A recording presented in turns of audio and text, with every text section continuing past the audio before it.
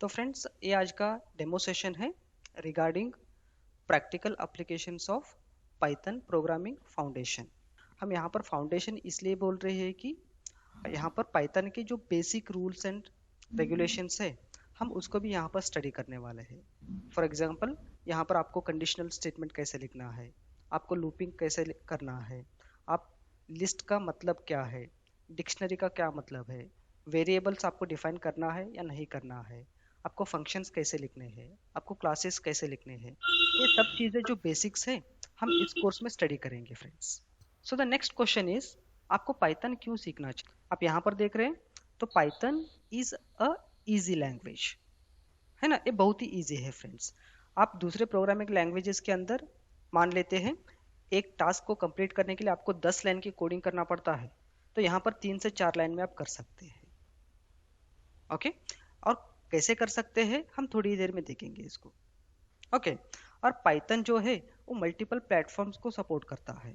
For example आपने एक बार programme लिख दिया in any operating system, for example आपने विंडोज के अंदर लिख दिया, तो वही सेम प्रोग्राम को आप मैक ओएस में भी यूज कर सकते हैं, आप लिनक्स के अंदर भी यूज कर सकते हैं।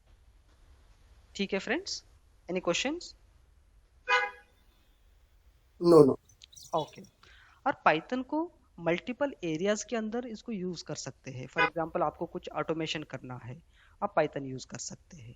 आपको वेब डेवलपमेंट करना है, आप पाइथन को यूज कर सकते हैं। आपको एनालिसिस के रिलेटेड कुछ काम करना है, आप पाइथन यूज कर सकते हैं। आप बिजनेस इंटेलिजेंस के रिलेटेड कुछ काम करना है, आप पाइथन यूज कर सकते हैं।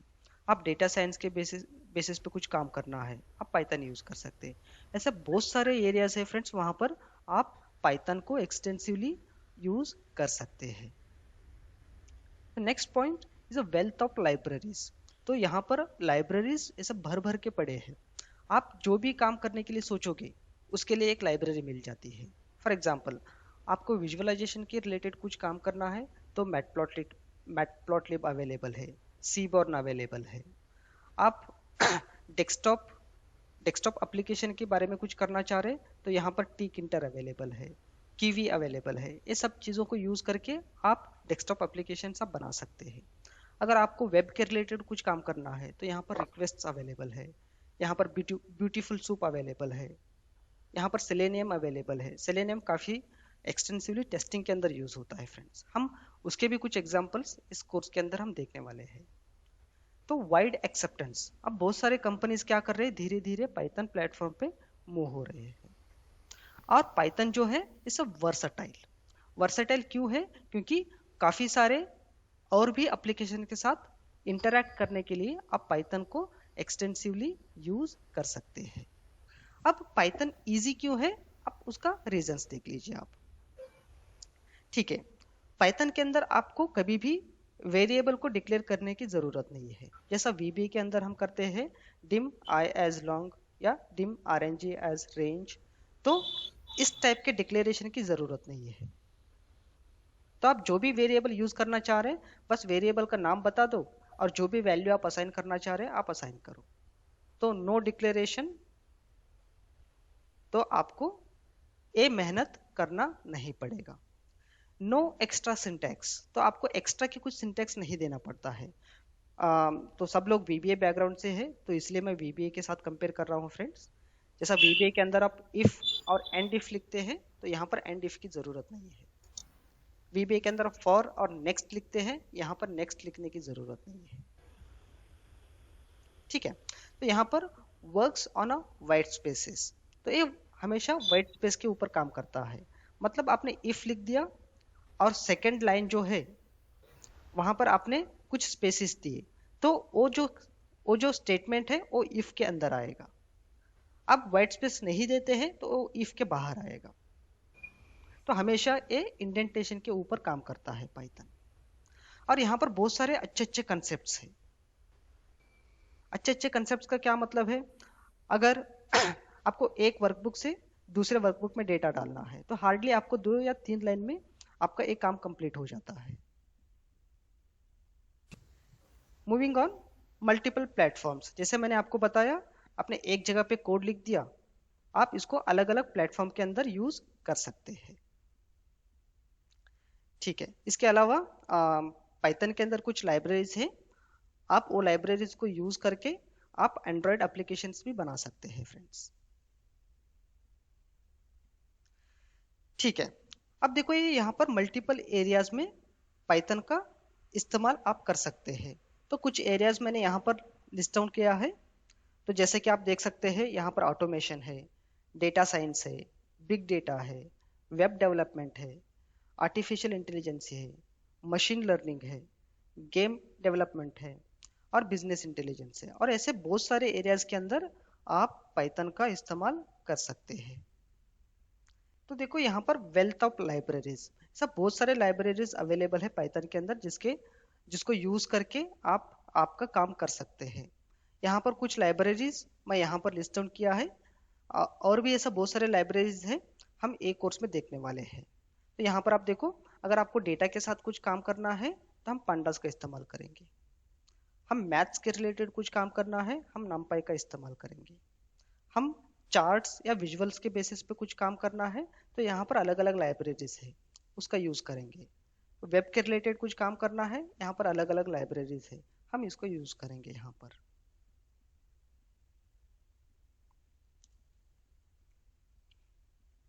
तो वाइड एक्सेप्टेंस, आप यहाँ पर कुछ कंपनीज का नाम देखो, तो इसके अंदर एक्सटेंसिवली पाइथन का इस्तेमाल करते हैं। फॉर एग्जांपल यहाँ पर नेटफ्लिक्स है, फेसबुक है, गूगल है।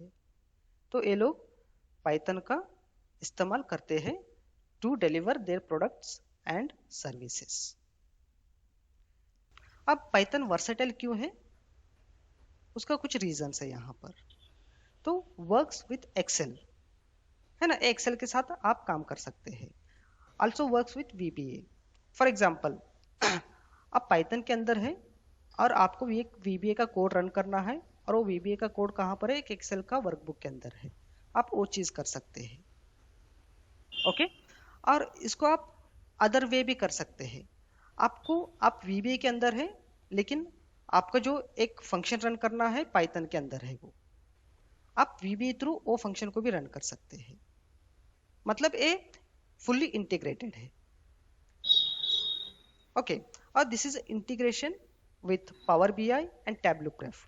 तो पावर बीआई के साथ भी इंटीग्रेट हो सकता है और टैबलू के साथ भी इंटीग्रेट हो सकता है, और ऐसा बहुत सारे एप्लीकेशन है उसके साथ पाइथन इंटीग्रेट हो सकता है friends. Used in web automation and web scrapping. तो वेब के साथ कुछ काम करना है, आपको वेबसाइट के साथ कम्युनिकेट करना है, डेटा को पुल करना है या डेटा को पुश करना है, वो सब चीजों में आप पाइथन को यूज कर सकते हैं। इंटीग्रेशन विथ एसएपी, आप एसएपी के साथ कुछ काम करना चाह रहे हैं तो भी आप पाइथन का इस्तेमाल कर सकते हैं। आप यहाँ पर देखो और भी कुछ एप्लीकेशन है, ऑटो कैड, सॉलिड वर्क, यहाँ पर भी आप पाइथन का इस्तेमाल कर सकते हैं।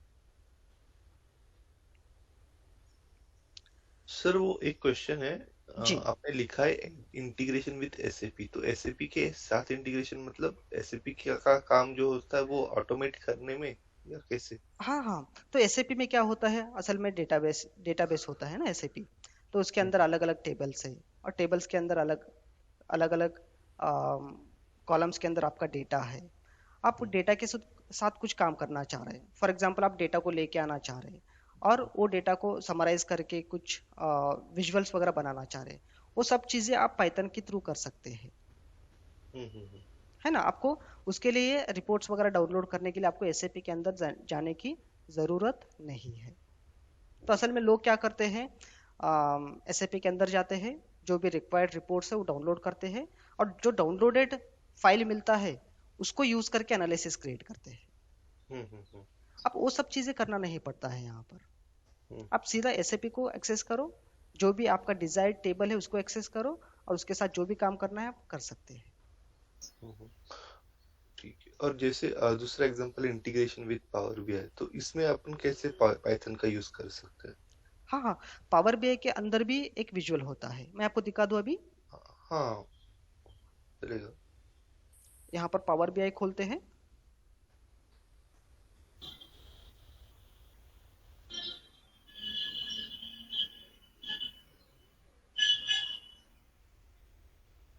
आप ये देख रहे हो, ये जो है पाइथन विजुअल।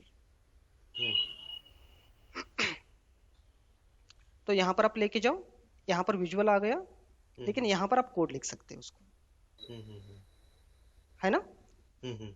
तो इस तरीके से आप पावर बीआई के अंदर भी पाइथन का इस्तेमाल आप कर सकते हैं। Okay okay. ओके, ग्रेट, हम्म। ठीक है। Moving on.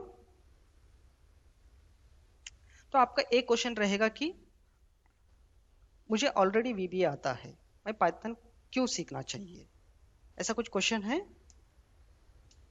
हाँ, जी क्वेश्चन था मेरा भी, मतलब लाइक हाँ, तो तो यहाँ पर देखो, ये सब चीजें मैंने यहाँ पर लिस्ट डाउन किया है, वो सब चीजें वीबीए के अंदर पॉसिबल नहीं है। फॉर एग्जाम्पल, आप वीबीए के अंदर आप मोबाइल एप्लीकेशन नहीं बना सकते, आप वीबीए के अंदर वेब डेवलपमेंट नहीं कर सकते, और ऐसा कुछ एडवांस टॉपिक है। फॉर एग्जांपल इमेज डिटेक्शन हो गया, और क्रिएटिंग ऑटोमेटेड बॉट्स हो गए, ये सब चीज़ें आप वीबी के अंदर नहीं कर सकते हैं फ्रेंड्स, लेकिन आप पाइथन में कर सकते हैं।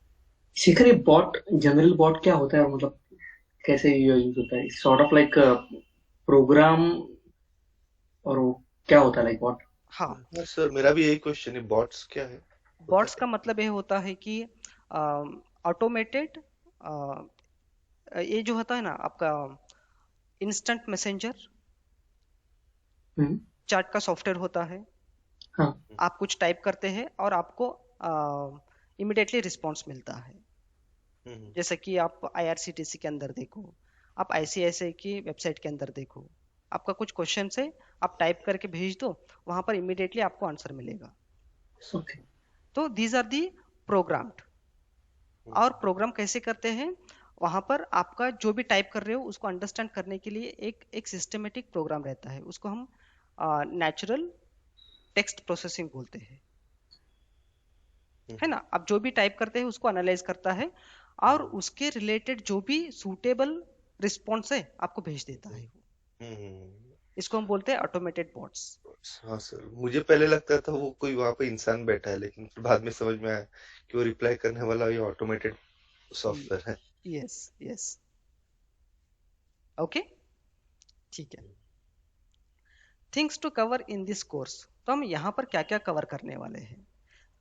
ये जो ऊपर हेडिंग में आप देख रहे हैं, these are the topics at very high level, है ना।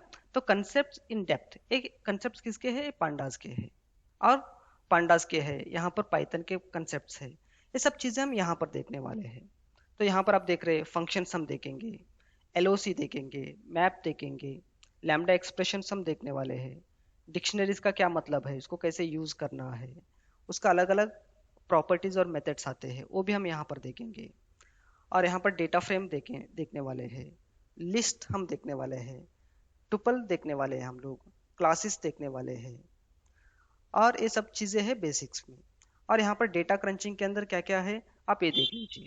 तो डेटा को कैसे मर्ज करना है, फाइल्स के साथ कैसे काम करना है, कंसोलिडेशन कैसे करना है, एग्रीगेशन कैसे करना है, कैलकुलेशन कैसे करना है आपको, और डीलिंग विद डेट्स कैसे है, और फिल्टरिंग कैसे करना है, लुकअप देखने वाले हैं, एनालिसिस का कुछ टॉपिक्स हम देखने वाले हैं, यूनिक आइटम के साथ कैसे काम करना है, टेक्स्ट ऑपरेशंस क्या क्या है, डेटा को स्प्लिट कैसे करना है, ये सब चीजें फ्रेंड्स हम डेटा क्रंचिंग के अंदर देखने वाले हैं। और विजुअल्स के अंदर देखो, ऐसा अलग अलग टाइप के चार्ट्स हम यहाँ पर देखने वाले हैं। और इंपोर्ट इंपोर्ट एक्सपोर्ट में देखो आप, यहाँ पर Excel files, CSV, web, web API, access, और डेटाबेस के साथ कैसे काम करना है हम ये भी देखने वाले हैं। वेब स्क्रैपिंग के अंदर देखो, getting data from web, working with links with a web page, working with unstructured data, ये सब चीजें एक कोर्स में कवर करेंगे हम लोग इन अ ग्रेट डिटेल। ओके, इसके अलावा वेब सर एक ऑटोमेशन। सर एक उसमें आपने लुकअप लिखा था, मतलब वो नॉर्मल वी लुकअप ना? नहीं, लुकअप डेटा, ये लुकअप डेटा, नहीं, फिल्टरिंग डेटा। देखो एक्सेल के अंदर वी लुकअप का फंक्शन है, हम्म लेकिन आपका डेटा दो अलग अलग टेबल के अंदर है, उसको आपको हम्म क्या करना है, दोनों टेबल को मर्ज करना है। हम्म। तो मर्ज करने के लिए एक कॉमन की होना जरूरी है ना, अदरवाइज आप मर्ज बराबर कैसे करोगे। बराबर। तो वो कंसेप्ट आता है इसके अंदर। ओके। ओके, जैसा एक्सेल के अंदर वी लुकअप होता है, यहाँ पर ऐसा कुछ फंक्शन नहीं है। ठीक है, ठीक है। इसके अलावा देखो फ्रेंड्स, हम वेब ऑटोमेशन में इतनी सारी चीजें देखने वाले हैं। Enter data on a website, मतलब आपके एक्सेल फाइल के अंदर कुछ डेटा है, उसको आपको पुश करना है एक वेबसाइट के अंदर, और वो फॉर्म को सबमिट भी करना है। हाँ सर। हाँ, ये चीजें हम यहाँ पर देखने वाले हैं। वर्किंग विथ वेबसाइट कंट्रोल्स, मतलब वेबसाइट कंट्रोल के साथ भी हम काम करेंगे। फॉर एग्जाम्पल, वहाँ पर टेक्स्ट बॉक्स है, वहाँ पर ऑप्शन बटन है, वहाँ पर चेक बॉक्स है, वहाँ पर सबमिट का बटन है, वहाँ पर ड्रॉप डाउन है। ये सबके साथ कैसे इंटरेक्ट करना है वो भी हम देखने वाले हैं। Okay. Working with frames, frames के साथ भी हम काम करेंगे। मतलब एक एक वेब पेज के अंदर दो अलग अलग फॉर्म्स है ना, आपको सेकेंड फॉर्म में डेटा को एंटर करवाना है, तो आप कैसे करेंगे हम वो भी देखने वाले हैं। ओके। और यहाँ पर डेटाबेस के साथ कुछ कॉमन ऑपरेशन है, read write update and delete data, ये भी हम देखेंगे यहाँ पर। और कुछ कंसेप्ट है, हम यहाँ पर यूजर फॉर्म्स भी हम क्रिएट करेंगे। जैसा डेस्कटॉप एप्लीकेशन के अंदर होता है, आप फॉर्म्स बना दो, फॉर्म्स के ऊपर आप अलग अलग कंट्रोल्स डाल दो। फॉर एग्जांपल ड्रॉप डाउन डाल दो, आप टेक्स्ट बॉक्स डाल दो, आप चेक बॉक्स डाल दो, आप ऑप्शन बटन्स को डाल दो आप। ओके, ये सब चीजें भी यहाँ पर कवर होंगे। Okay. Reading data from PDF, PDF के अंदर डेटा है, उसको कैसे रीड करना है, ये भी हम यहाँ पर देखने वाले हैं। सर ये working with various GUI control, इसका मतलब क्या? वही है ना, graphical user interface controls, check box, option button, हाँ हाँ। टेक्स्ट बॉक्स, तो लेबल्स। ये हम लोग डालेंगे या एक्चुअली इस पे कैसे रहेगा, मतलब इसका मतलब क्या हुआ working with various GUI controls? हाँ हाँ हाँ, जैसा वीबीए के अंदर कैसे होता है, आपको एक कमांड बटन चाहिए, आप ड्रैग एंड ड्रॉप कर दो। हाँ हाँ। लेकिन यहाँ पर वैसा नहीं होता है, आपको एक कमांड बटन चाहिए तो उसके लिए कोड लिखना पड़ता है। ओके। तो क्रिएट करने के लिए एक एक टाइप का कोड लिखना पड़ता है, और कमांड बटन को क्लिक किया है या नहीं किया है, क्लिक करने के बाद कुछ ना कुछ तो एक्शन होना चाहिए, बराबर। तो उसके लिए भी कोड लिखना पड़ता है। तो ये सब चीजें हम स्टेप बाय स्टेप यहाँ पर सीखने वाले हैं फ्रेंड्स। चलो। ओके, ठीक है। इसके अलावा हम एरर हैंडलिंग को कैसे करना है वो भी देखेंगे। एरर हैंडलिंग मतलब अगर कोड लिखते वक्त एरर आया तो उसे हैंडल कैसे करना है, या किस कारण एरर आया, वैसे है क्या उसका अर्थ? नहीं नहीं, वैसा नहीं है, वो तो सिंटैक्स एरर है, आपको तभी के तभी पता चलेगा। लेकिन आपने एक एक कोड लिखा है, आप एक वर्कबुक में से डेटा लेना चाह रहे हैं और उसके साथ कुछ काम करना चाह रहे हैं, आपका कोड में कुछ भी एरर नहीं है। अगर वर्कबुक जहां तक है वहां तक आपका कोड बराबर से काम करेगा। लेकिन मान लेते हैं कि वहां से वर्कबुक को किसी ने हटा दिया, तो उस केस में क्या होगा? उसे मिलेगा ही नहीं।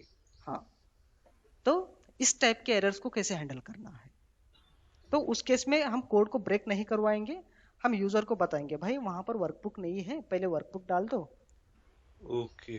तो बाद में आप कोड को रन करो। Okay okay, understood. ओके। अच्छा, अच्छा कंसेप्ट है ये भी। हाँ, तो उसके अलावा हम एग्जीक्यूटेबल फाइल्स कैसे बनाते हैं पाइथन के अंदर, मतलब आप डबल क्लिक करो, आपका कोड रन हो जाता है, जैसा अदर एप्लीकेशंस होते हैं। हाँ, हम वो भी पार्ट हम यहाँ पर कवर करने वाले हैं। और ये भी देखेंगे कि running Python code from Excel on a button click, मतलब एक्सेल के अंदर एक बटन है, आप उसके ऊपर क्लिक करोगे तो आपका पाइथन का कोड रन हो जाएगा। तो ये भी इंटीग्रेशन हम इस कोर्स के अंदर करने वाले हैं। सर मेरा एक क्विक क्वेश्चन ये है कि अगर मान लो पाइथन भी वही काम करता है जो वीबीए करता है, फॉर एग्जांपल डेटा रीडिंग वगैरह, एक जगह से एक्सेल शीट से डेटा रीड करके दूसरे एक्सेल शीट में पेस्ट करना वगैरह वगैरह, तो इन दोनों में फास्ट कौन सा है? पाइथन फास्ट करता है या वीबीए फास्ट करता है एग्जीक्यूशन? हाँ, ये डिपेंड करता है आप आप क्या करना चाह रहे हैं, मान है ना। लो शीट। हाँ, नो डाउट फास्ट तो वीबीए है, लेकिन आपको बहुत ज्यादा कोड करना पड़ता है वहां पर। क्योंकि पाइथन एक ओपन सोर्स है और अलग अलग लाइब्रेरीज को यूज करता है, थोड़ा सा स्लो है, लेकिन आपको कम कोडिंग करना पड़ता है पाइथन के अंदर। हम्म, ओके, आप स्ट्रेट अवे दोनों को ऐसा साइड बाय साइड कंपैरिजन नहीं कर सकते। पाइथन के कुछ एडवांटेजेस है और वीबीए का भी कुछ एडवांटेज। क्लियर? तो शेखर, मुझे एक क्वेश्चन था खाली इसमें। यस।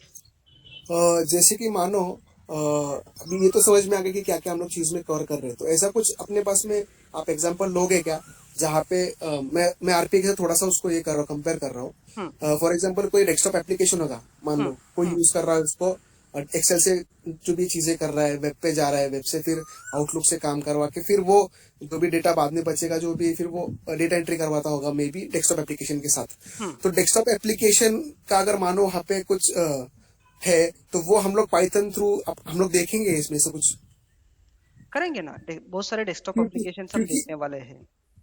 हाँ, क्योंकि मैं क्या सोच रहा था, जैसे कि आरपीए थ्रू हम लोग हर डेस्कटॉप को हम लोग एक ही तरह से ट्रीट करते हैं, जैसे कि उसको स्पाई करना, स्पाई करके देन उसमें हम लोग जो इनपुट देना, तो उसी तरह पाइथन में होता है कि वो desktop application to application differ करता है? नहीं, यहाँ पर थोड़ा सा डिफरेंस रहेगा, और यहाँ पर हम सारे डेस्कटॉप एप्लीकेशंस नहीं देखने वाले हैं, है ना। हम एक्सेल फाइल्स के साथ काम करेंगे, हम सीएसवी के साथ काम करेंगे, हम जेसन के साथ काम करेंगे, ऐसा फाइल्स के साथ हम काम करने वाले हैं, और एक्सटेंसिवली हम वेब को यूज करेंगे। तो डेस्कटॉप एप्लीकेशंस होते हैं कुछ जो भी है, तो उसको थोड़ा बहुत हम लोग देख पाएंगे यहाँ पे ना? यस, अगर रिक्वायरमेंट है तो हम कुछ एग्जांपल्स लेके आते हैं इस कोर्स के अंदर। हाँ, मानो जैसे कि अभी मैं सिर्फ ये चीज देख रहा था कि मानो दो एप्लीकेशन है डेस्कटॉप जो भी होंगे, तो उसको ओपन करते हैं, ओपन करके उसमें फिर फॉर्म्स ही होंगे, सब सारे एलिमेंट्स ही होंगे सब सारे। तो फिर वो एलिमेंट्स जैसे मैं एज ए आरपीए के पर्सपेक्टिव से देख रहा हूँ, तो उसमें क्या होता है कि कोई भी एप्लीकेशन हो, ट्रीटमेंट सेम ही होता है हम लोग का, जैसे कि स्पाई करो, स्पाई करने के बाद में उसे इनपुट दो। यस। तो पाइथन, मैं ऐसे ही सोच रहा था कि पाइथन में ऐसा कुछ है कि हम लोग एक एप्लीकेशन देखेंगे तो वही सेम चीज हम लोग दूसरे एप्लीकेशन के लिए भी वही मेथड यूज करेंगे, ओपन करना, स्पाई करना, वो करना, ऐसा सोच रहा था मैं। हाँ हाँ, कर सकते हैं हम, कुछ कुछ एग्जांपल्स को इस कोर्स के अंदर भी हम देखेंगे फिर, है ना, डेस्कटॉप एप्लीकेशन के साथ कैसे इंटरेक्ट करते हैं। हाँ हाँ हाँ। ओके, ग्रेट, ठीक है। तो और फ्रेंड्स शेखर सर, उसमें पाइथन का कुछ लिमिट है क्या? डेटा साइज का कितने अमाउंट ऑफ डेटा कोई प्रोसेस कर सकता है या ऐसा कुछ? नहीं, यहाँ पर कोई भी लिमिट नहीं है। मान ओके, लो 10 हाँ, लाख रोज हो तो 10 लाख रोज को भी के रहने ऊपर दो। भी एक्सेल का काम अपन कर सकते हैं, ऑटोमेशन का। यस यस, और पाइथन को स्पेशली बिग डेटा के अंदर यूज करते हैं, हम्म है ना। बिग डेटा का मतलब जानते हैं ना सुमंत आप? हाँ, समझ। यस, तो यहाँ पर डेटा का ऐसा कुछ भी लिमिटेशन नहीं है। हम्म ओके, तो फ्रेंड्स ये कुछ कोर्स डिटेल्स है, जैसे मैंने आपको बताया पहले भी। तो ये जो कोर्स है दैट्स 100% प्रैक्टिकल बेस्ड अप्रोच। तो हर चीजें हम यहाँ पर सॉल्व करेंगे, वो प्रैक्टिकली हम करेंगे। तो यहाँ पर कोई भी प्री मेड मटेरियल नहीं रहेगा। पहले हम टास्क को डिस्कस करेंगे और वो टास्क को हम अचीव करेंगे based on practical approach. Clear है फ्रेंड्स? ओके। ओके, और इस कोर्स का टाइमिंग रहेगा morning from 8 to 12:30 in the noon, और इसका फ्रीक्वेंसी रहेगा एवरी संडे, हम्म और ड्यूरेशन रहेगा अप्रोक्सीमेटली 4 महीना, लेकिन 1-2 हफ्ते का एक्सटेंशन भी हो सकता है यहाँ पर। और फ्रेंड्स फीस रहेगा इस बैच का और इस कोर्स का 12,000 रुपीज, और अगर आप एक हफ्ते के अंदर फुल पेमेंट करते हैं तो आपको 10% का डिस्काउंट मिलेगा। Any questions? हाँ शेखर, एक डाउट है। सो बिकॉज मतलब मैंने एएफसी के से बहुत सारे कोर्स किए, मतलब मैं 6 से 7 कोर्स कर चुका हूँ, और मैं एएफसी के ऐसा इंस्टीट्यूट है जहाँ पे मैं एक्चुअली ब्लाइंडली ट्रस्ट करता हूँ। आप लोगों पे और राधा सर पे मैं ब्लाइंडली ट्रस्ट करता हूँ।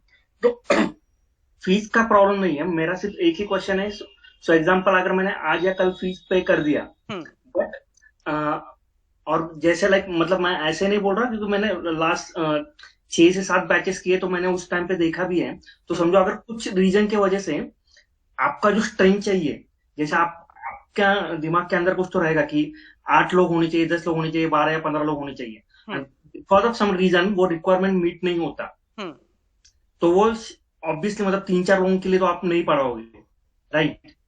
तो वो फिर मतलब उसका कैसा रहेगा उस केस में, अगर मैंने फी पे किया and then because of some external reason वो कोर्स आगे कंटिन्यू नहीं हो पाया तो? ठीक है, अगर अगर बैच कंटिन्यू नहीं हो पाता है देन आपका फीस 100% रिफंडेबल रहेगा।